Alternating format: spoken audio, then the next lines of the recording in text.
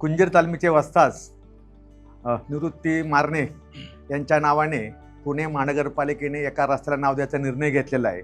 आमच्या पर्यावरणासाठी ही अभिमानाची गोष्ट आहे. म्हणजे कुंजीर तालमीमध्ये मी स्वतः 1985ला आलो त्यावेळेस गणपतराव पायगुडे ते वस्ताद होते आणि गणपतराव पायगुडे आमच्या वस्ताद गेल्यानंतर मारणे वस्तादांनी कुंजीर तालमीची धुरा सांभाळली आणि चांगले मल्ल ह्या कुंजीर तालमीतून मारणे वस्तादांनी घडवले. आणि खऱ्या अर्थाने आज मारणे वस्तादांचं नाव ज्यावेळेस ते एका रस्त्याला द्यायचा निर्णय घेतला ती बाब आमच्या सर्व पालकांसाठी अभिमानाची आहे. 4 जून रोजी हा कार्यक्रम होत आहे. पुणेचे खासदार व माननीय मंत्री मुरलीअण्णा मोहोळ यांच्या शुभ हस्ते हा कार्यक्रम होत आहे. कुंजीर तालमीचे सर्व आजीमाई पैलवान या कार्यक्रमाला उपस्थित राहणार आहेत.